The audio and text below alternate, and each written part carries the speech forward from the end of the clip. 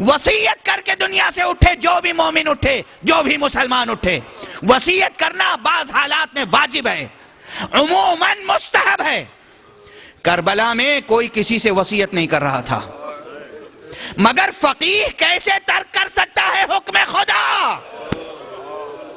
عباس فقیہ ہے، اہل بیت ہیں، عباس نے وصیت کر دی، کیونکہ عباس کو حسین کی شفقت کا علم ہے، عباس کو حسین کی شجاعت کا بھی علم ہے۔ ایسا نہیں ہے کہ حسین کے بازو شل ہو گئے تھے، حسین عباس کو تنہا اٹھا نہیں سکتے تھے، ایسا نہیں ہے، مگر حسین چاہتے نہیں تھے عباس کے آقا کو یہ تکلیف دیں۔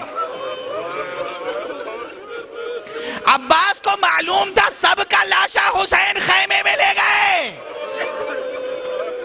مگر جب خود حسین گھوڑے سے زمین پر آئیں گے، حسین کا لاشا لے جانے والا کوئی نہ ہوگا۔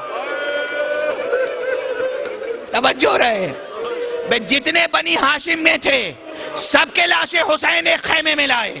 جہاں بیویاں تھیں، جتنے اصحاب تھے سب کے خیمے حسین ایک الگ خیمے میں لائے،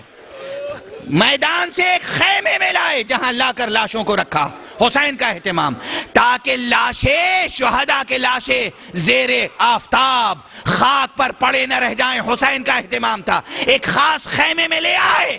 توجہ رہے، توجہ رہے، یعنی حسین نے یہ اہتمام کیا اپنے اصحاب کے لیے کہ کسی کا لاشا ریگے گرم پر پڑا نہ رہ جائے،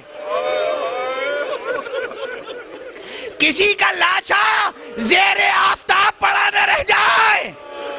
سب کے لاشیں اٹھائے، اکبر کا لاشا، قاسم کا لاشا، سب کا لاشا، عزیزوں کے لاشیں، اصحاب کے لاشیں، مگر عباس فقیہ ہے، اہل بیت ہے، عباس کا شعور بیدار ہے، عباس کی سوجھ بوجھ یہ ہے، عباس نے دیکھا میں آخری شہید ہوں، اب میرے بعد بس آقا ہیں، آقا کا لاشا کوئی نہیں اٹھائے گا، میں آقا کی اس مصیبت میں شریک رہوں، اگر وصیت نہ کروں تو حسین میرا لاشا اٹھا کر لے جائیں گے، اس لیے وصیت کی، آقا ایک وصیت ہے، میرا لاشا خیمے میں نہ لے جائیں۔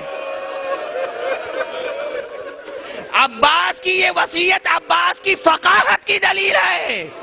وصیت پر بھی عمل کیا، آقا میرا لاشا خیمے میں نہ لے جائیں۔ آقا کو کیسے سمجھائیں؟ آقا کو سمجھائیں کیسے کہ آقا اس وصیت پہ ضرور عمل کریں؟ کہا اس لیے نہ لے جائیں کہ مجھے سکینہ سے شرم آتی ہے،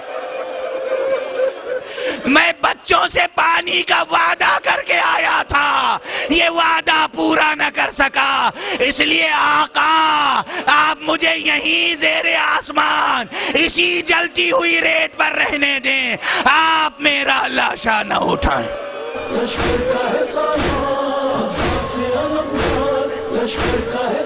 انا للہ و انا الیہ راجعون، رضا بقضائہ و تسلیما لامرہ۔ پروردگار ملت اسلامیہ کو فقہ قرآن و فقہ مصطفیٰ سے مستفید فرما، پروردگار ہماری ملت میں اور ہمارے ایک ایک فرد میں فقہی شعور بیدار کر دے، معبود ہمارے معاشرے کو منظم کر دے، ہم میں اتفاق پیدا کر دے، اتحاد پیدا کر دے، ہم فقہاء اور علماء کی قدر کر سکیں۔ پروردگار علوم قرآن اور معارف اہل بیت سے ہمارا دامن مالا مال کر دے، پروردگار ملت اسلامیہ کو تہذیب آل محمد کے سانچے میں ڈھال دے، برکات آل محمد کو تمام انسانیت کے لیے عام کر دے، ولی عصر کو اذن ظہور عطا فرما اور ان کے